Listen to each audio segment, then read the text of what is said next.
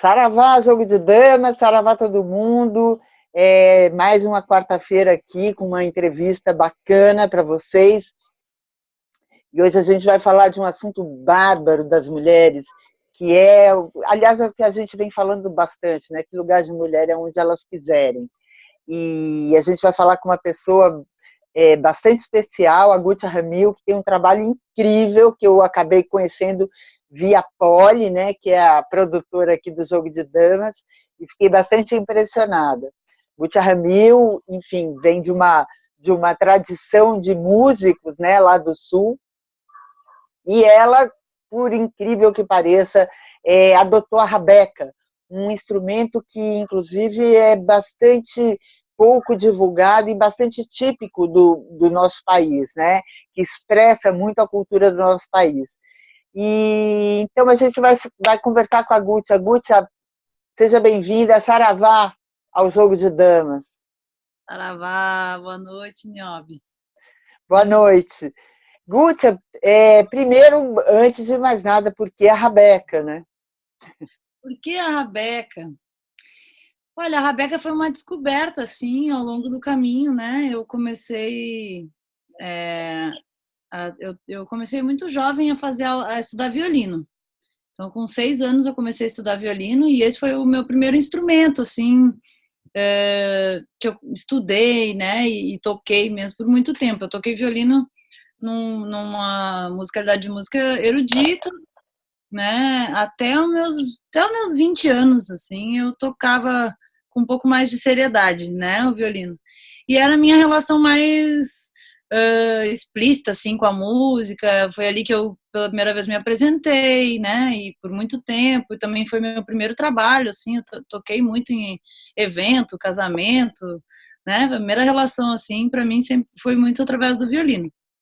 E aí em algum momento eu pensei em fazer faculdade de música, e aí pensei que eu não queria tornar aquilo ali uma obrigação, né, porque era o meu refúgio, assim, violino era o meu espaço que era meu comigo mesmo, assim, só, e então acabou que eu fui fazendo outras coisas e o violino foi ficando um pouco de lado. E aí quando eu fui, em 2009, eu fui para Brasília, eu estava fazendo uma mobilidade acadêmica, uma universidade federal, a UNB, né, em Brasília. E aí lá entrei para um grupo que chamava Mestre Zé do Pife e as Juvelinas, que era um grupo de cultura popular com seu Zé, Mestre Zé do Pife. E ali eu comecei a tocar uma banda de pífano. Eu comecei a tocar percussão, enfim, foi meio substituindo uma amiga que não estava num dia. E aí eles me chamaram para fazer parte e eu comecei a tocar um pouco de violino nesse grupo, num determinado momento. E só que ali eu comecei a ter contato com a rabeca, eu não conhecia a rabeca. Então ali eu comecei a ouvir a rabeca, comecei a ter essa referência, assim, e foi me encantando, né? E aí eu ia voltar para Porto Alegre, em vez de voltar direto, eu fui, primeiro peguei meu carro, eu ia de carro, ia descer de Brasília para Porto Alegre, e disse, vamos dar uma voltinha aqui, vamos até Pernambuco ali, dar um passeio. E aí, nisso eu fui para lá, e aí lá eu vi a Beca e me encantei, assim, me apaixonei mesmo. E eu já vinha tocando algumas coisas, né, comecei a fazer violino antes disso em Brasília, no Clube do Choro. Então, eu comecei a tocar um pouco, já tocava alguma coisa de chorinho no violino, mas ali eu comecei a brincar um pouco mais com o violino para além da música erudita, né? Saí um pouco da música erudita e comecei a trazer o violino para uma linguagem mais de um violino popular. E aí, com isso, conheci a rabeca nesse meio do caminho. Em Pernambuco, fui muito forró de rabeca, assim, me encantei, né? Descobri Luiz Paixão, Nelson da Rabeca, o próprio Cláudio Rabeca, que na época eles estavam com o Quarteto Olinda, eu ia muito forrós lá. Então, me encantei, assim, pela linguagem da rabeca. E aí, arranjei uma rabeca para mim, disse, vou arriscar, vou começar a brincar com a rabeca. E aí me apaixonei mesmo, assim, hoje em dia eu toco muito mais rabeca do que violino, né? Tenho meu violino ainda, eventualmente eu toco, mas eu acabo brincando muito mais com a rabeca. A rabeca me trouxe uma liberdade, assim, tanto para cantar e dançar, porque é um instrumento que o violino, a gente segura ele aqui, né? Então, eu fiz com o meu corpo todo mais, um movimento um pouco mais travado, né? Mas é uma outra disposição corporal. Assim. E a rabeca, como eu seguro ela aqui, o meu rosto, o meu pescoço fica muito mais livre. Então, eu gostei muito disso, assim. Comecei a brincar, cantar com mais liberdade, né? Dançar. Passou a ser um brinquedo, assim. Então, me descobri, me encantei, me apaixonei e aí não consigo largar mais. E aí também fui Escuta, descobrindo a Rabeca por tudo que é lugar, né? pois Então, é, descobrindo uma pois Rabeca a que eu não. Rabeca, ela tem uma sonoridade muito brasileira, da cultura brasileira, né, Gutia? E ela, assim, ela vem sendo redescoberta. Eu tenho uma amiga cujo marido, ele é especialista em construção de rabecas. Aí Uhum. outro dia até perguntei para ela se era luthier, ela falou que não, que é outra categoria, inclusive. Não se Uhum. chama nem luthier. Enfim, mas esse cara também eu quero trazer ele aqui, podia até ser junto contigo. Seria bem interessante vocês dois conversarem. Gutia, me conta um pouquinho também como é que você a tua escolha pelas músicas, né, pelo estilo que remexe ali no fundo do baú da cultura brasileira, né, no caldo de cultura brasileira, enfim, que por muito tempo foi tão relegado, e como é que foi essa sua descoberta, enfim, esse seu encantamento pela cultura, pela música brasileira de raiz? Olha, o caminho é meio parecido com esse que eu contei da Rabeca, assim. Eu acho que essas descobertas elas caminharam mais ou menos juntas, né? Eu sempre ouvi muita coisa, muita música em casa, assim, né? Vários estilos musicais, vários gêneros. A minha família sempre foi muito musical. E então eu tinha muitas referências, mas eu comecei num determinado momento a ouvir muito samba e me encantar com o samba, né? Que a gente ouvia, mas eu comecei a ouvir um samba mais raiz mesmo, e daí fui descobrindo muitas coisas que eu não conhecia, me encantando, vendo muita verdade, assim, para mim é uma musicalidade que traz muita verdade, né?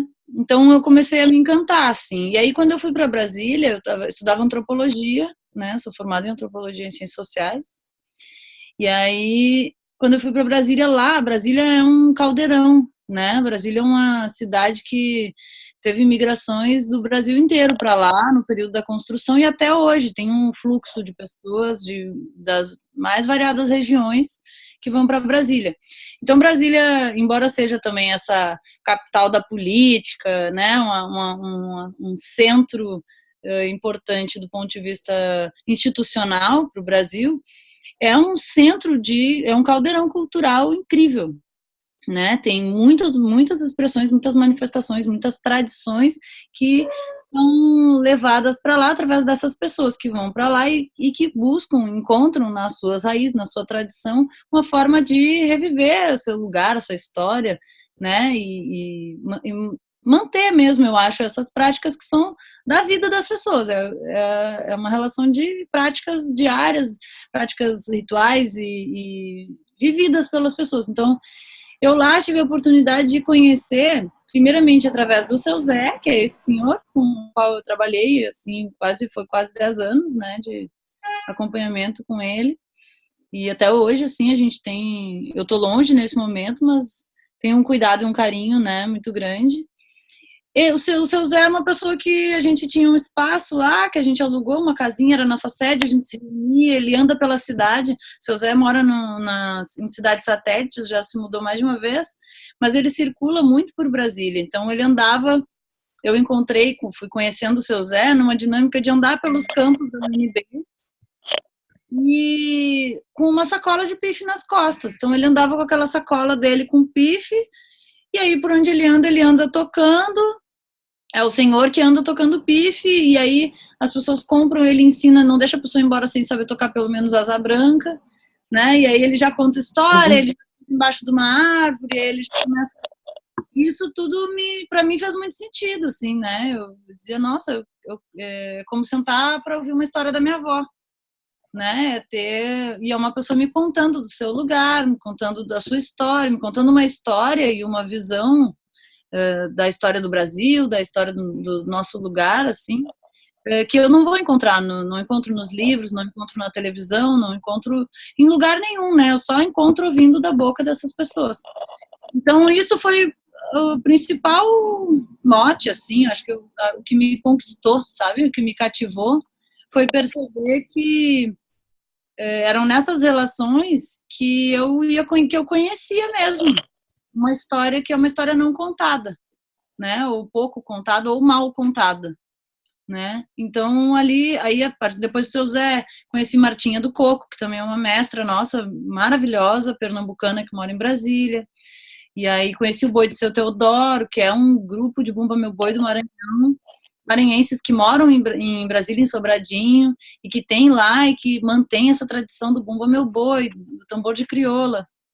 E, enfim, assim muitos, né? Então ali foi um ano em Brasília, assim, inicialmente, que me transformou muito, né? Eu vi que você trabalha às vezes com Tião Carvalho, que aqui em Sim. São Paulo é referência, ainda mais nessa época, época que tem o Boi aqui no Morro do Querosene, que ele conduz com extrema animação. Enfim, o Tião é uma das pessoas que trouxe essa cultura para São Paulo já na década de, sei lá, de 80. Acho que ele veio para cá, na década de 80 que ele veio para São Paulo, enfim. Queria saber um pouquinho também desses movimentos também. Como é que você como é que você se incluiu aí nesses movimentos? Então, fui cativada, né, desse jeito que eu te contei, assim, ali em Brasília. Brasília tinha muitos encontros de cultura popular, né? Então, também era um lugar onde além das pessoas que já estavam lá, havia um movimento de levar muitos grupos para se apresentar lá. Então, ali foi realmente o pontapé, assim, que eu disse, olha só, né, que musicalidades maravilhosas, que histórias lindas, que jeito incrível de conhecer e dar continuidade. Né, a minha vontade é que essas práticas, essas histórias, essas canções, isso ganhe mais espaço, ganhe mais visibilidade, que as pessoas possam conhecer essas visões, essas lógicas, essas formas de pensamento, essas formas de contar a história, né, de manutenção assim da cultura. Então eu comecei a me envolver aí, tanto com os mestres que iam para lá, quanto um movimento meu de sair, né? E aí uma grande parceira minha de trabalho também com as Três Marias, a Andressa Ferreira, minha irmã zona, assim. E aí a gente viajou já mais de uma vez, pegou o carro e aí foi visitando mesmo as pessoas, visitando os mestres e as mestras que a gente tinha contato, tinha conhecido uma vez ou outra por um evento ou por algum contato, né? E aí ligava, dizia, pô, posso chegar aí e tal, ia visitar, conhecer. E aí ali se abriam muitas relações afetivas maravilhosas que a gente tem, mantém, cultiva, cuida até hoje, né? E o Tião foi uma dessas figuras que lá pelas tantas a gente conheceu ele numa oficina. Uma vez a Dessa encontrou ele em Floripa, já tinha conhecido em Brasília. Eu fui a São Paulo para um evento, fiquei um mês numa espécie de residência artística, assim. E aí liguei pro Tião, disse, Tião, tô aqui em São Paulo e tal, queria conhecer, né, teu espaço, o grupo. E ele disse, vem, pode vir. Aí já me falou, ia ter uma apresentação numa praça, eu fui ver a apresentação, me convidou para ir no ensaio, eu fui no ensaio. E ali se iniciou uma relação maravilhosa. Tinha o nosso mestre incrível, assim, amo ele, mora aqui no meu coração. Né?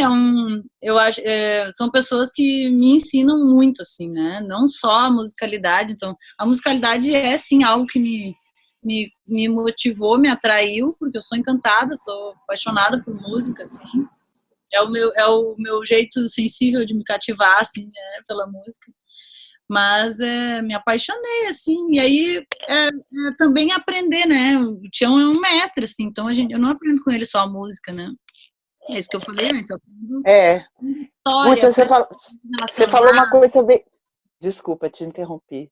Não, mas é isso, é uma pessoa maravilhosa. E a gente trouxe ele para cá.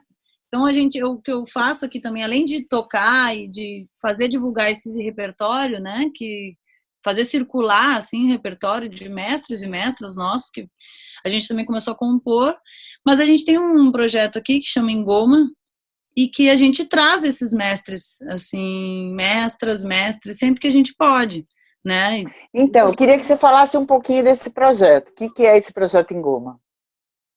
Engoma, quando a gente veio morar em Porto Alegre, eu vim para Porto Alegre, eu estava em Brasília e passei um ano viajando muito, assim, a gente viajava acompanhando o Teatro de Mamulém. E aí, quando eu voltei para fazer mestrado. E aí, chegando aqui, eu senti muita falta, aqui no Sul, dessa efervescência cultural, desse universo da cultura popular, que é uma rede, né? Uma rede de troca, de contação de histórias, enfim.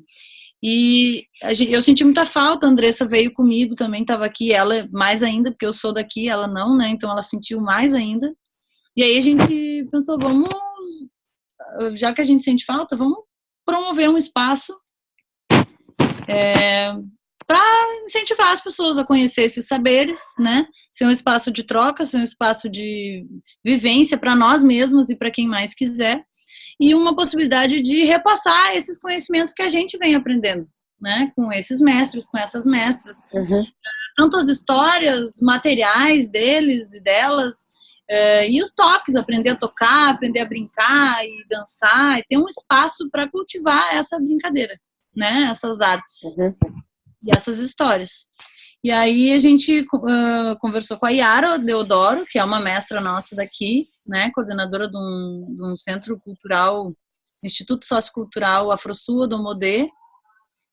E aí a gente conversou com a Yara e abriu uma turma no Odomodê, semanal, para dar aula. Então é um espaço que a gente dá aula, que a gente aprende dando aula, aprende trocando, aprende na convivência, na vivência, e também é um espaço para receber esses mestres e essas mestras, né? Então, Tião mesmo, a gente trouxe, ele já veio para cá umas 3 vezes, eu acho, pelo menos, e aí também isso vai se ampliando, né? Então, é um projeto, tem um espaço, mas a gente também circula, assim, então quando ele veio, a gente já viajou com ele pelo interior, foi para outras cidades aqui vizinhas, né? Para divulgar mesmo, é um movimento muito legal, porque é uma rede fortalecendo e se expandindo. Então, E o interesse das pessoas? Você percebe o interesse cada vez maior pelo conhecimento dessa cultura? Porque, assim, você falou uma coisa muito legal ali no começo, que é o conhecimento do Brasil pela tradição oral, né? Que a gente tenha o conhecimento formal dos livros, dos professores, das palestras, sei lá do quê. Esse conhecimento informal, que é da tradição oral, de passado de boca a boca, da história do seu Zé, que cozinha ali no pé do fogão e conta o que ele viveu. Você percebe que existe um crescente interesse nessa história do Brasil? Eu percebo que existe um grupo que se interessa. Não é todo mundo que se interessa, né? De alguma forma, a gente foi educada a se afastar dessas práticas, assim, a sensação que eu tenho, né? Então, a gente é como se isso fosse menor, como se fosse um conhecimento menor, como se fosse um conhecimento não tão sério, científico, né? É uma supervalorização da ciência, mas muitas vezes uma desvalorização desses saberes. Então, eu percebo que algumas pessoas têm um grupo que se interessa pela cultura e que consegue, por algum motivo, ser cativado e perceber que sim, existe muita sabedoria e é um conhecimento de muito valor, né? O que é carregado pelas pessoas, né? A história oral, né? Mas não é todo mundo. Então, eu acho que eu sinto que tem duas coisas, assim, uma que é o movimento de a gente cativar as pessoas, né? De alguma forma levar esse conhecimento adiante, mostrar, dar visibilidade e cultivar esses espaços de contação de histórias, esses espaços de troca, de afirmação do valor desses saberes, né? Dessa forma de transmitir, né? De contar a história mesmo. Então, acho que sim, existe um trabalho de fortalecimento, assim, de visibilização, né, de valorização. E existe um grupo que se interessa e que vai atrás. E tem pessoas que não se interessam e não sei se vão ir atrás em algum momento. Não sei se a gente consegue, né? Uhum. Acho que essa é uma escolha também, assim, de olhar para isso. Uhum. Gútia, e conta um pouquinho para a gente o que é o projeto Três Marias. Três Marias. Três Marias é um projeto que nasceu dessa paixão nossa, assim, né? Desse encantamento. A gente começou em 2013. Originalmente era eu, a Andressa Ferreira e a Kika Brandão. A gente acompanhava um teatro de mamulengos, como eu te contei antes. Então, é um teatro de bonecos, muito tradicional ali no Nordeste mesmo. E bem clássico, de tolda e os bonecos. E sempre tem uma música também que acompanha, que toca para os bonecos dançar. Tem uma interação que acontece entre o teatro e a música ao vivo, né? E aí a gente, nessa época, estava trabalhando com Chico Simões, que é também um mestre nosso, mora lá em Brasília. E circulamos muito com ele, viajamos muito com ele. Por onde a gente andava, a gente viajou pelo interior do Brasil, assim, era Minas Gerais, Tocantins e Goiás. Bem interior, assim, lugares muito pequenos, comunidades muito pequenas. E foi maravilhoso, assim. Dali a gente acabou também viajando para a Europa com ele, para um festival em Évora, de marionetas. E nesse percurso, onde a gente andava com ele, a gente tocava. Só que a gente tocava e as pessoas se encantavam e queriam que a gente fizesse. Vamos fazer um forró mais tarde, vamos fazer lá na casa do fulano. Ou lá, não sei quem tem um bar, quem sabe a gente faz. E ali a gente começou a tocar, a gente chamava de forrolengo na época, que era um forró que estava relacionado ao mamulengo e tal. E aí quando a gente foi para a Europa com ele, a gente acabou ficando por lá. A gente, vamos aproveitar essa vinda, né, que a gente nunca vem para cá. Então vamos circular um pouquinho por aqui, vamos ver o que a gente... E a gente falou com muitas pessoas, amigas e tal, e começou a circular por lá, tocamos muito na rua, começou as Três Marias tocando na rua. E uma amiga deu esse nome, a gente procurava um nome e tal, Três Marias, éramos três na época. E era um trabalho que a gente tocava, trazia esse repertório da cultura popular, diferentes ritmos, diferentes tradições, contava um pouco das experiências que a gente tinha, contava um pouco das histórias que a gente conhecia, né? Falava dos nossos mestres e tal. E aí, então as Três Marias nasce desse jeito. E aí, vindo para cá, viemos para Porto Alegre e a Kika ficou em Brasília. Veio eu e a Andressa dessa para Porto Alegre e a gente começou a tocar aqui e agregou outras amigas, parceiras, musicistas também daqui. Né? Então hoje é um grupo que somos 5 e também ao longo dessa caminhada a gente foi tendo muitas composições nossas que foram surgindo, né? Estimuladas por essas musicalidades, né? Estimuladas por essas vivências, por essas experiências, por essas relações. Então a gente tem um repertório hoje que é autoral. A gente ainda tem também no nosso repertório algumas músicas que a gente escolhe e canta de mestres e mestras, então que compõem esse nosso repertório. E aí a gente agora tá gravando um disco, né? Já fez a primeira etapa de gravação e tudo, mas ainda tem edição, mixagem, masterização, prensagem, várias etapas. É o Não Se Cala. Isso, Não Se Cala, que é o nome de uma das músicas. Né? Conta aí pra gente como é que vai funcionar. O financiamento coletivo está aberto, a gente está com o financiamento coletivo no ar, né? Porque para fazer um disco assim, fazer um trabalho bom, de qualidade, botar ele para circular, não é muito simples, né? Envolve uma série de gastos, muitos profissionais, várias pessoas. Então a gente está com o financiamento coletivo no ar, aberto pelo Catarse. O endereço é catarse.me/CD Não Se Cala. Ali tem um material bem legal, tem um vídeo que fala do nosso trabalho, aparece o Tião, inclusive, porque ele gravou com a gente, ele participou do disco, né? Tem uma música de parceria nossa com ele.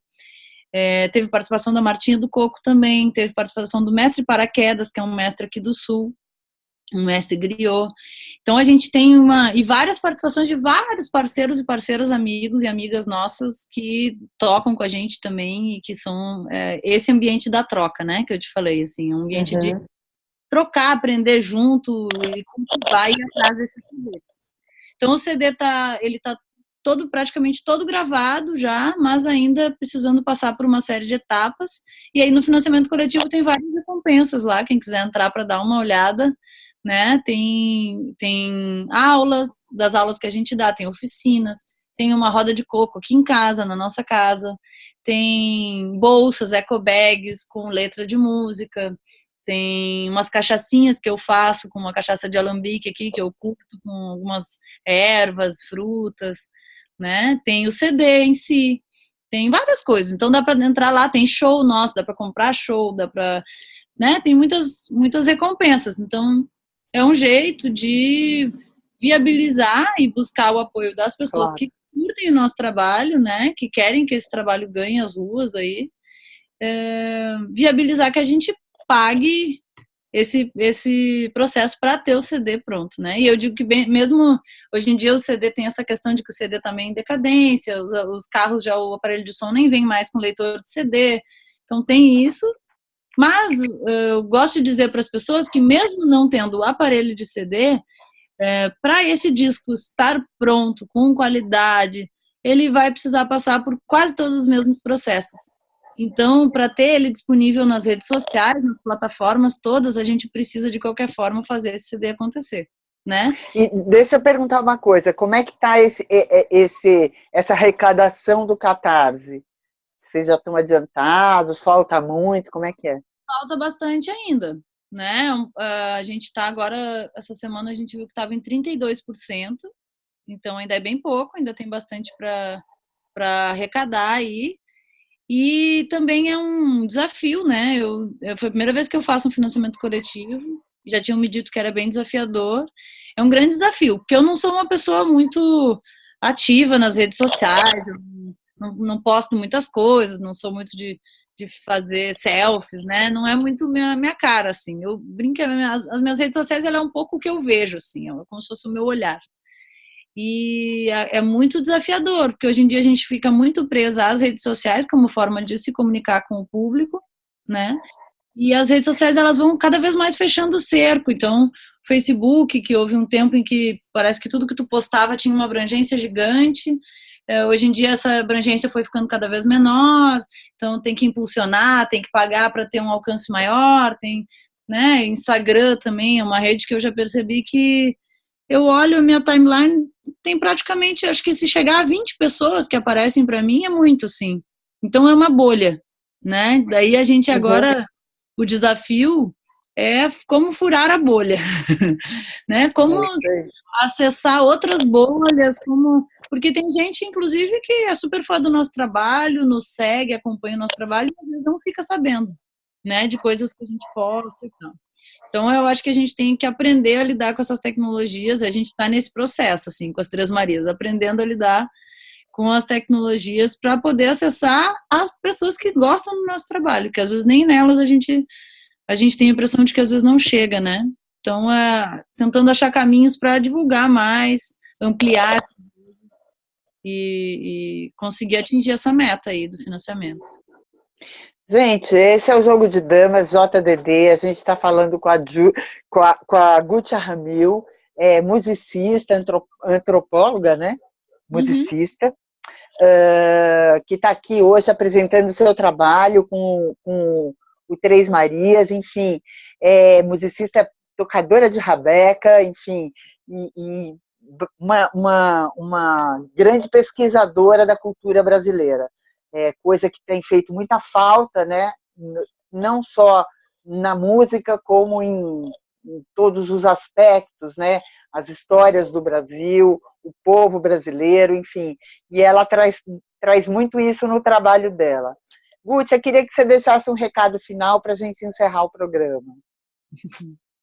Agradeço, Niobe, viu, pelo espaço, por me chamar para falar um pouquinho aqui. Para mim é uma alegria. Uma honra para a gente. Para mim é uma alegria. E eu deixo o convite tanto para entrarem lá no nosso financiamento e dar uma espiada, né? Colaborar, fortalecer e também para ir conhecer esses mestres, essas mestras. Quem puder, tiver vontade, gostar, corre atrás, fala com a gente, procura, pergunta, né? Porque o nosso Brasil tem uma riqueza muito grande e essas pessoas guardam uma história que a gente tem dificuldade de acessar, né? E que eu tenho certeza que para todas e todos nós é um grande fortalecimento, assim, nos relacionar com as nossas raízes, nos relacionar com aquilo que tem de verdade, de interesse, né? Na nossa vivência e na possibilidade de a gente crescer. Porque eu acho que só através dessa solidariedade, do nosso fortalecimento mútuo, é que a gente pode transformar a nossa realidade, né? O nosso entorno para melhor. Então, é isso. Para mim, a cultura popular é um grande ensinamento. Saravá Gútia, Saravá Jogo de Damas, não deixe de acompanhar esse canal. A gente sempre traz uma entrevista incrível como essa. Jogo de Damas JDD no Facebook e no YouTube. Gútia, imensamente honrada da tua presença aqui. Volta quando quiser, vem fazer lançamento aqui. A gente está de portas abertas e torcendo muito para o seu trabalho gerar bons frutos. Nossa, agradecida. Saravá, gente. Saravá. Tartaruga, quando tá pra desovar. Tartaruga, quando tá pra desovar.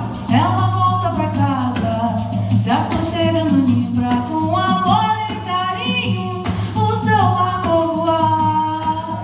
Ela volta pra casa, se aconchega no ninho pra com amor e carinho o seu lar povoar. Que coisa mais esquisita que tira o povo do seu lugar.